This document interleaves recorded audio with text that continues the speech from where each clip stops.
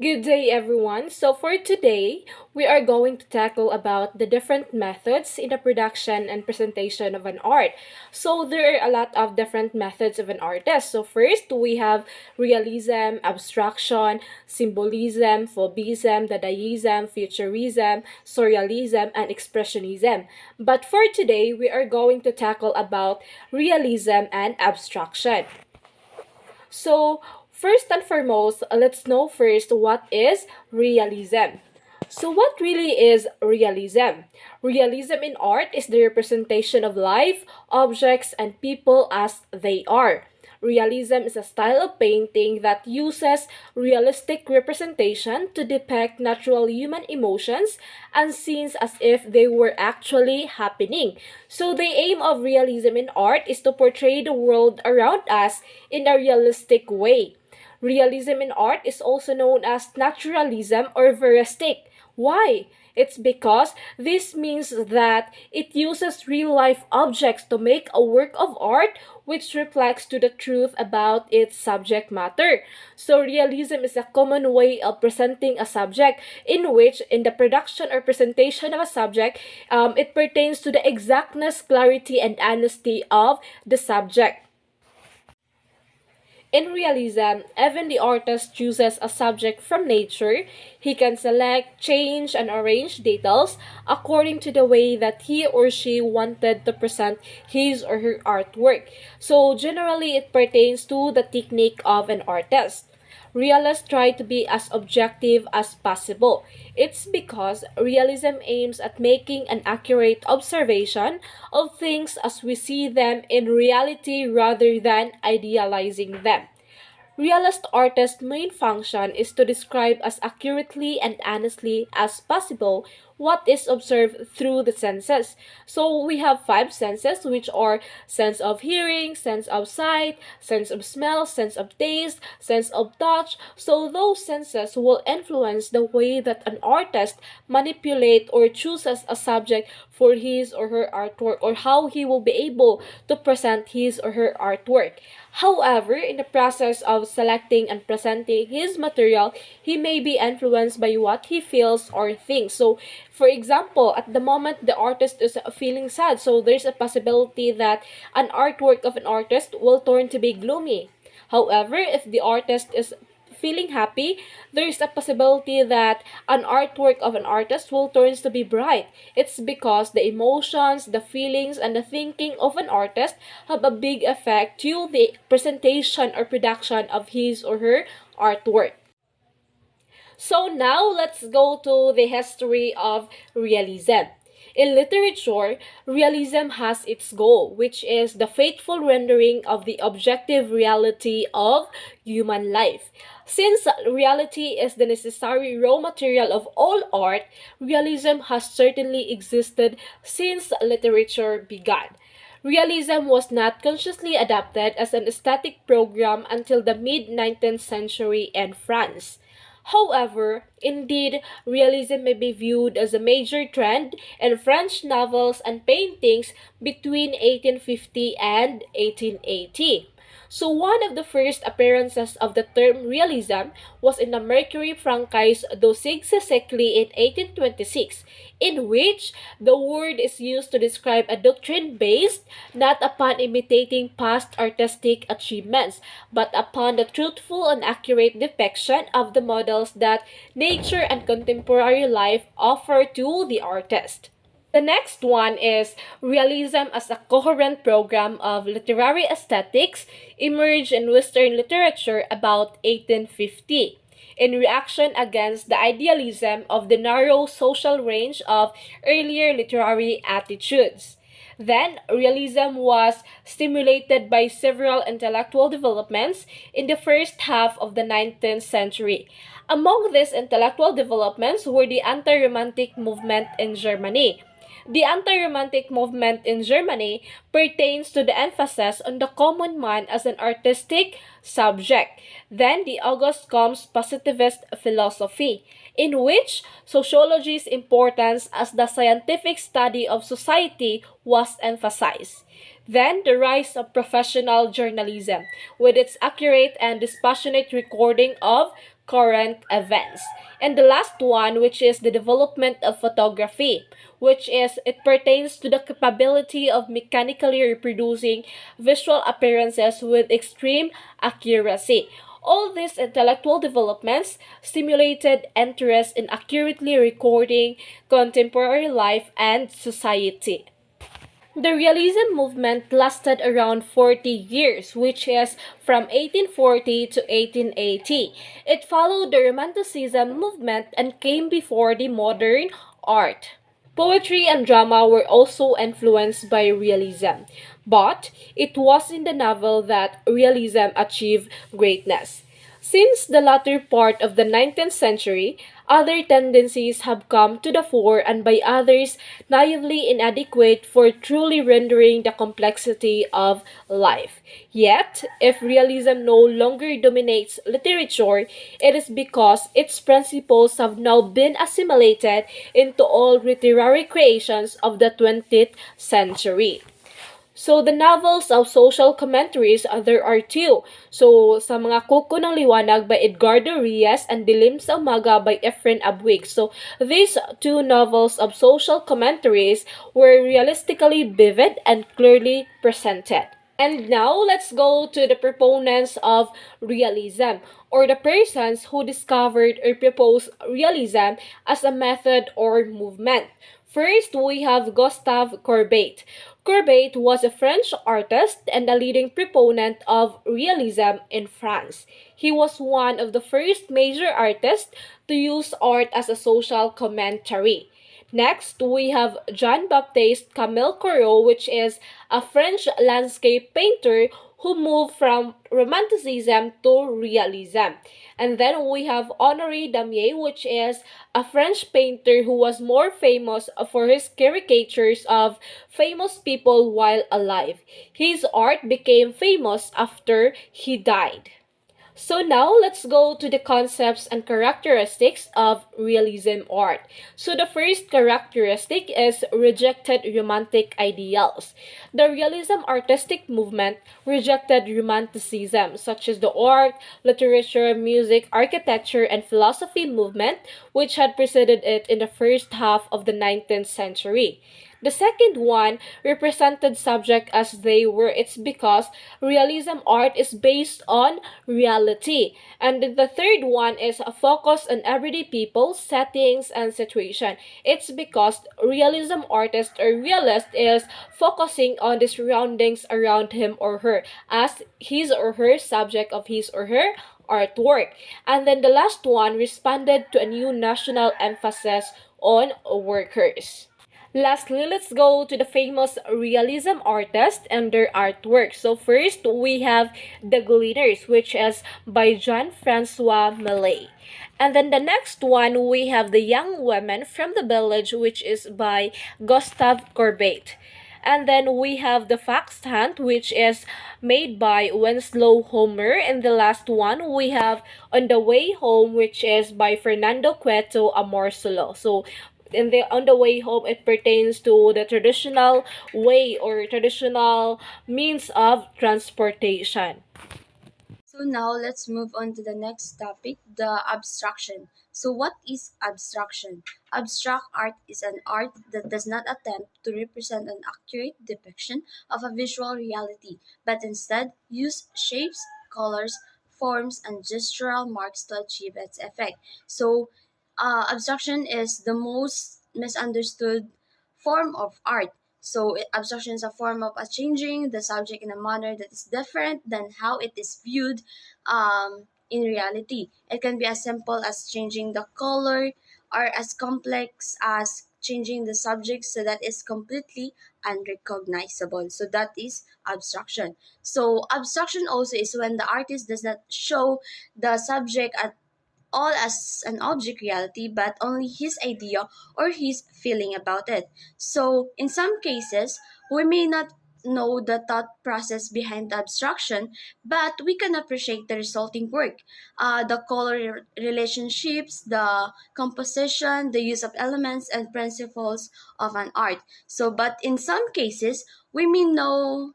the intent of the artist, and no, they have decided to change the subject, which gives us another way to evaluate the piece. So abstract means to move away or separate. So, in the field of sculpture, artists also began doing abstract sculpture. They ignored the exact forms of real life objects. They felt that the texture and shape of a sculpture were more important than the exact form. So, Konstantin Brankowski's Bird in Space is an example. So, Brancusi was so impressed by the grace of a bird in flight, by the sweep of its body as it flew on air, that he represented those qualities in his sculpture work. His work does not look like a bird, for it's supposed to convey an impression of a bird's grace and speed. So the abstract subjects can be presented throughout the following. So first is distortion. So when the subject is in misshapen condition or the regular shape is twisted, so it is a form of emphasizing the detail to the point that something is no longer correctly depicted. So that is distortion. It's clearly manifested when the subject is in misshapen condition. So next is elongation. It refers to the lengthening of the subject or protraction or extension. So the first thing you may be wondering when reading about elongated is figures in art is what are elongated figures. So this art and design style involves creating stretch and much more extended pieces than reality. So something elongated is longer than usual or extended out farther than expected. So here are the example of elongation art. So next is mangling. This may not be a common way of presenting an abstract subject, but there are few artists who show subject of or objects which are cut, lacerated, mutilated, or hacked with repeated blows. So mangling is the process of pressing a garment or section between two heated cylindrical surfaces. Cubism. It takes the abstract from through the use of cone, cylinder, or sphere at the expense of other pictorial elements.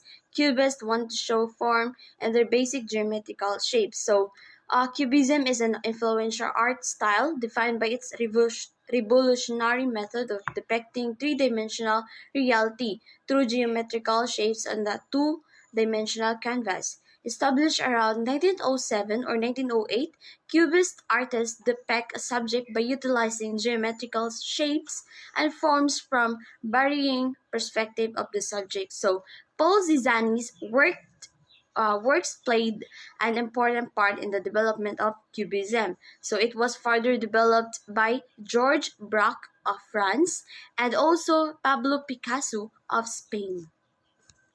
Abstract expression is a style of abstract painting that originated in New York City after World War II and gained an international vogue. Although it has close antecedents in European art, the term was first applied to the New York school, whose work is characterized by great verve, the use of large canvases, and deliberate lack of refinement in the application of the paint. So, the strong color, heavy emphasis, uneven brush strokes, and rough textures are other typical characteristics. So, Jackson Pollock was one of the abstract expressionist painters of the New York school. So, abstract expressionism, for instance, is the term applied to new forms of abstract art developed by American painters such as Jackson Pollock, Mark Rothko, and William D. Koenig in the 1940s and 1950s. So it is often characterized by gestural brush strokes or mark making and the impression of spontaneity. History of abstraction. Abstract art, in its strictest sense, has its origins in the 19th century, so the period characterized by so vast a body of elaborately representational art produced by for the sake of illustrating anecdote, also produced a number of painters who examined the mechanism of light and visual perception. So the period of Romanticism had put forward ideas about art that denied classicism, emphasis on imitation and idealization, and had instead stressed the role of imagination of the unconscious as in essential creative factors. Gradually, many painters of this period began to accept that new freedom and the new responsibilities implied in the coalescence of this attitude. So, abstract art did not flourish between World War One and Two. So, during the World War, the emergence of the D-style group in the Netherlands and of the Dada group in Zurich further widened the spectrum of abstract art. So abstract art did not flourish between World War One and Two. But after World War II, an energetic American school of abstract painting called Abstract Expressionism emerged and had wide influence. Beginning in the 1950s, abstract art was an accepted and widely practiced approach with European and American painting and sculpture. Abstract art puzzled and indeed confused many people, but for those who accepted its non-referential language, there is no doubt as to its value and achievements. So that's all about the history of the abstraction. So next is the proponents of abstraction. So first we have Wasily Kandinsky, a Russian painter considered by many historians to be the father of abstract painting. So Wasily Kandinsky was a Russian painter who is widely considered as the father of abstract painting. He was one of the pioneers of abstract art and developed a style characterized by the use of geometric shapes, bold colors, and non-representational forms. So he believed that geometric forms, lines, and colors could express the inner life of the artist. So a theory quite evident in his own explosive painting. So this artist believes that these elements could be used to convey something of the artist's inner life or emotional state. So mag-show ko example after this kaan sa proponents of abstraction. So next is we have Piet Mondrian. So he is a Dutch pioneer of abstract art who developed from the beginning of the landscape to abstract geometric works of the most rigorous type.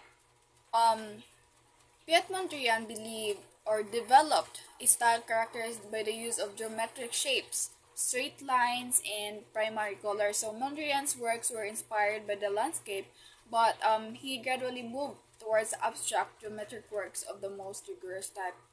So, so next is we have Jackson Pollock. So he is an American painter. He introduced a new modality in the technique, dripping the paint that dripped from punctured containers intentionally.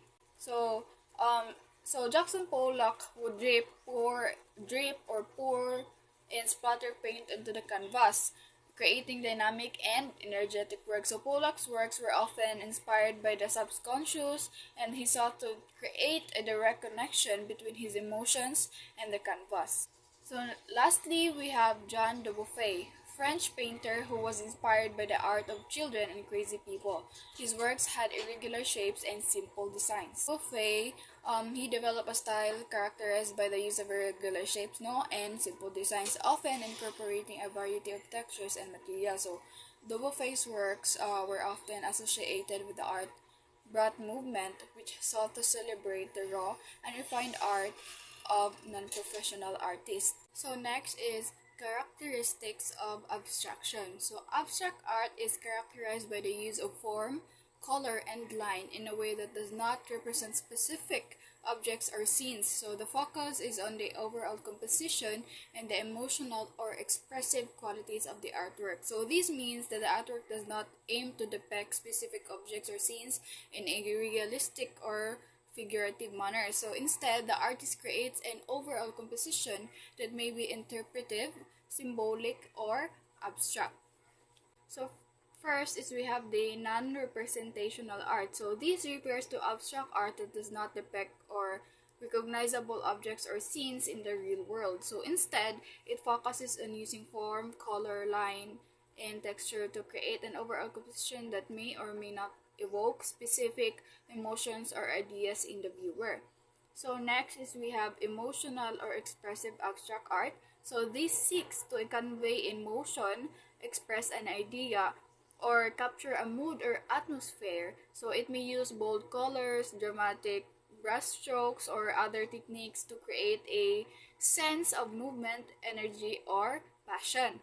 Is focused on form and composition abstract art. So this prioritizes the arrangement of elements such as line, shape, texture, and color over the specific objects or scenes depicted. So this allows the artist to create a unique visual language that communicates a message or evokes a feeling without relying on realistic representation.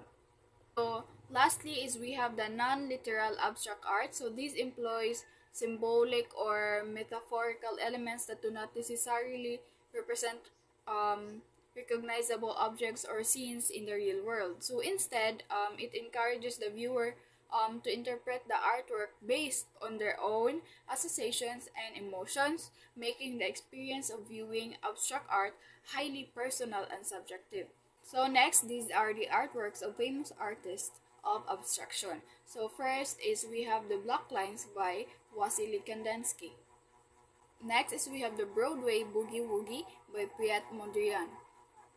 Next is we have the Suprematist composition Airplane Flying by Kazimir Malevich. Next is we have the Painterly Architectonic by Lyubov Popova. Next is we have the painting number 21, Red, Brown, Black, and Orange by Mark Rothko. Next is we have the one, number 31 by Jackson Pollock. And that would be all. Thank you for listening. We are the group 1.